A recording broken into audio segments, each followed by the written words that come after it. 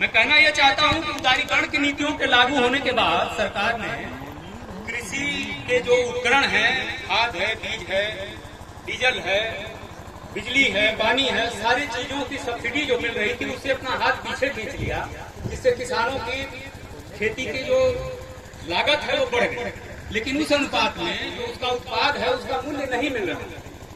तो किसानी और खेती करना जो है वो घाटे का सौदा हो गया, जिसके कारण किसान कर्जदार होते जा रहे हैं और आत्महत्या कर रहे हैं। इसीलिए संयुक्त किसान मोर्चा के साथियों ने और अन्य संगठनों ने भी एमएसपी की मांग करी है और किसानों के ऋण माफी की मांग करी है और जो है कि बिजली के निजीकरण का भी विरोध कर रही है।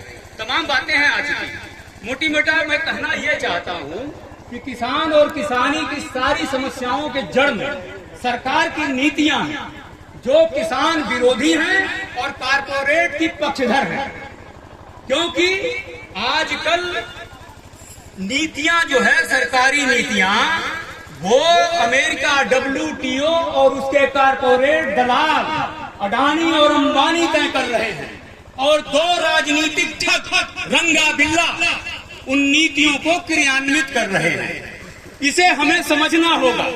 ऐसे समय में हमें अपने दुश्मनों की पहचान करनी होगी जो दिल्ली से लेकर के वाशिंगटन तक बैठे हुए हैं और एकताबद्ध हैं।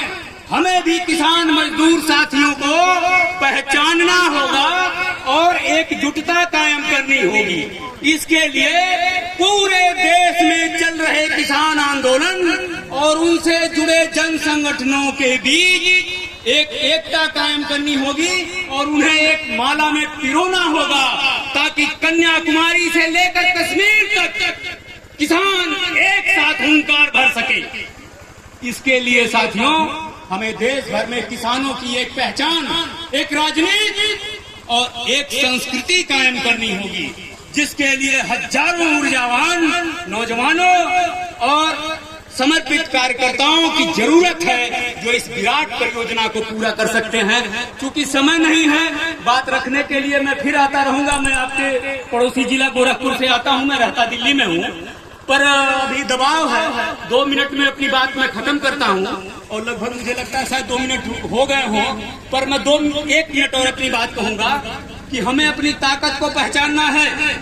जिस आबो हवा में हम पले बढ़े हैं, जिसका अन्न जल ग्रहण किया है, जिन हवाओं में हम सांसें ले रहे हैं, उस मिट्टी के प्रति हमारा कुछ कर्तव्य होता है। हम किसान इकट्ठा हुए तो हमने अंग्रेजों को भगा दिया। अभी हमारे कोई साथी कह रहे थे कि हमने जारशाही के गुरूर को तोड़ा है, हिटलरशाही की गर्दन को मरोड़ा है। साथियों, हम किसान पुत्र हैं। हम किसान लोग नौधा बछरू का सींग पकड़ कर उसे पटक देते हैं और उसकी नाक में रस्सी डालकर उसे नाथ देते हैं। हम योगी और मोदी सरकार को कहना चाहते हैं कि देह की गर्मी और दिमाग की अकड़ को औकात में रखो, नहीं तो नाथने में देर नहीं लगेगी। जरूरत पड़ेगी तो किसान अपने हल का काट मोदी सरकार के मुंह में घुसेड़ देगा। इनकलाब जिंदाबाद। कभी समय मिला तो फिर बात होगी।